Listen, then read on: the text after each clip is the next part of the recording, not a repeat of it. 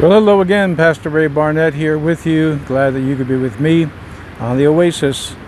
As always, I wish you a good morning, a good afternoon, or a good evening, depending on what time you're watching this broadcast.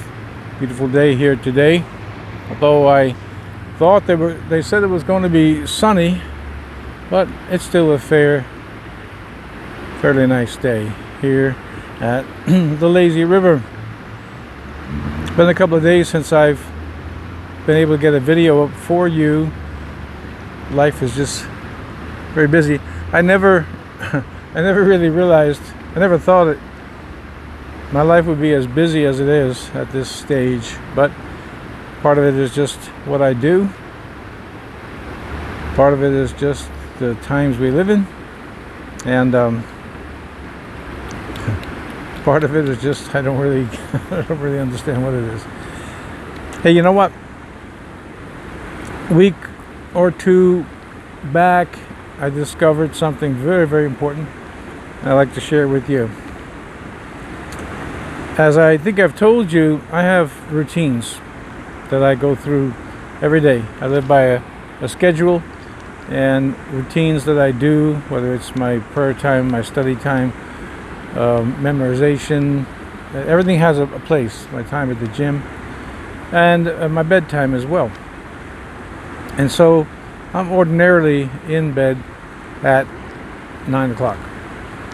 I don't go to sleep, but that's how I begin to relax myself so that when I do go to sleep, I sleep soundly, which thankfully I do. And that's we've discussed that on this channel too, the techniques that can be used to ensure that you get a good night's sleep.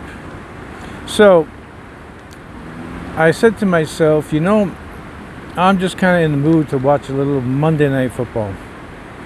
So turned on the television set, figured to myself I'll watch for an hour or so to see who's playing and see what's going on and have a little entertainment. Again, it's my downtime. Then I discovered something truly profound. You cannot watch Monday Night Football on Tuesday. That ever happened to you? I'm wondering what's happened to the game. And then it dawned on me, this isn't Monday. This is Tuesday. And I had missed it. Now, as silly as that example may seem, and it actually did happen to me, there's another life lesson that you can learn. You don't get tomorrow back. In this life, there aren't any do-overs in the strictest sense of that application. I had a friend of mine, an evangelist, said to me one time, it was the end of the night, we had some services at the church, and he simply said, he said, today is done. What is done cannot be undone, and what was left undone cannot now be done. Again, may seem a bit trite, but there's a lot of profundity, there's a profoundness to some of these things. Mine is silly. Can't watch Monday Night Football if it's Tuesday. You've already missed it. But when you think about life in general, the missed opportunities, the way people often squander their time rather than invest their time, and I suppose all of us have some type of regrets when we look back. But I was determined, even as a young person, that I did not want to live my life with any regrets. And for the most part, that's been the case. I always was able to do what I thought was best at the moment based on the information that I had. But like everybody else, I look back and I have regrets. You can't watch Monday Night Football if it's Tuesday. We don't get do-overs for a day. God certainly is a God of second chances, third chances, fourth chances. But meanwhile, the clock is running. And so my intent is to share with you and to exhort you not to waste time. Now, specifically, since, as you know, this channel is dedicated to symptoms of anxiety, depression, and so on, you can often waste a lot of time with worry. You can spend hours trying to diagnose yourself over things that you've already been given an adequate answer to. And again, I repeat myself, as long as you've been checked out by a competent physician, medical personnel, or physicians plural and medical personnel plural, and they seem to be satisfied with your symptoms are nervous in origin, if you don't accept that, you're going to waste time. You're going to be always looking for something deeper. And obviously there are occasions where several physicians can miss a diagnosis, but people who have nervous symptoms, they often live their life constantly contradicting all the experts. And once we have wasted a day where there was nothing productive done, you don't get it back. The illustration that I said, which is maybe silly, but silly to you, it's a Tuesday and you're looking for what happened yesterday. And I think that, again, that there's something profound about that when you take into consideration that certain opportunities, again, God is a God of 2, 3, 4, who knows how many chances we get to learn from our mistakes. But when a day is done, it's done. It's gone. There's nothing that you can do to get that back. Many times I am with, people, my family, children or grandchildren. And last Saturday we had a party for one of my granddaughters. As I sat there in my chair, a couple of the kids would be coming up to me and they were actually eating some of the food off of my plate, which was mainly just fruits and vegetables. And they would come and they would, these two brothers, they would come and just take stuff off my plate. And then they come back and hand me something, like a piece of candy or something. It was pretty cute. But I sat there, and this has happened to me many, many times. I sat there and I said to myself, this is life. So many times we worry and put emphasis and spend hours on things that in the end really won't matter. And you think about that. I mean, you have to assess your life and come up with what is and is not important in your own life. But I have looked at my own life many times and realized opportunities that were there, I didn't catch them. I didn't realize.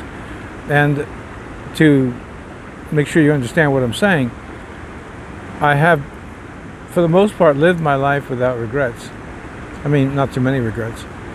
But I wasn't always keen enough to understand that something as simple as talking to the twins, 2-year-olds, as they want to take a blueberry or a grape or whatever it was I was eating, and then hand me back something, that's the essence of life. Love God, love one another. That's it. Jesus said that this is the entire essence of life. I have many, many people who, in one way or the other, are asking for my time. And I'm limited, just like you are. I'm limited to how much can I give and how much time can I give. But I try not to miss opportunities to help somebody. I try not to miss opportunities to really experience life in what matters most. Let me just be very blunt with you. If some people care how much money you make, I mean beyond yourself, I can assure you I don't. I never did. You know, people accomplish things. I admire them for some of these things. Sure, absolutely. But I don't envy them. I really don't. I thank God for the insights that He's given to me. Like, you know, I joke around with the subscribership here. We're getting a couple of subscribers here or there. But that's not why I started this channel. I didn't start this channel to be in some kind of competitive deal with other creators, content creators, and then you know, I don't feel validated because, you know, or I don't feel that it's a real blow to my self-esteem if I don't have a lot of subscribers on the channel. If that were my goal, I would conduct myself in a totally different manner. My goal is to help you.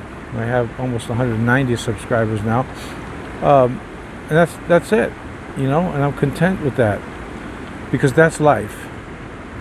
Real life is to love God, to love one another, to help people, to share a moment with little children. My children are grown. Oldest is 40, youngest is 29, and now they're on their own, and they have their own children, their own careers. And there's many a time when I'm sitting in my house and, you know, my wife is out and it's quiet. When I enjoy quiet, don't get me wrong, and I realize there's no more with my own kids, there's no more of the jumping, there's no more of the let's go, we got a basketball game tonight, we got a baseball game tonight, we got football game or church events and so on. It's all done. It's all gone. I am grateful that I always put a family as a priority in my life, even though our life has been very busy, my wife and I. But what you see, what I'm trying to say is that if you're going to let yourself be dominated by anxieties and depressions, what's happening in the meantime is you're missing out on life. And I do understand that when you're deeply depressed, well, it don't matter. It doesn't matter, and I get that. Of course, I deal with a lot of that. But assuming, at least for some of you, most of you, your anxiety level is not that high, your levels of depression are not that high where you don't care about life and all that. And we do get that on this channel, by the way. So with that understood, I'm talking about maybe the lower levels of anxiety and of depression, where you're sitting just overthinking everything, and you're sitting there and what's the word, brooding, you know, and what's happening is you're missing life. Jesus said in John 10:10, I have come that they might have life, and that they might have it more abundantly. I would exhort and encourage you to apply what you learn from these videos that I do for you, keeping in mind what I said last time I was with you. One video, and I try to keep it as short as I can possible, you know, it's 15 to 20 minutes. For people who are just surfing and bouncing from channel to channel, they're not going to get much out of this. They're going to blow it off. It's difficult in 15 minutes to really give you any depth. So what I've got to do is I got to put these videos together, and it's just one step at a time.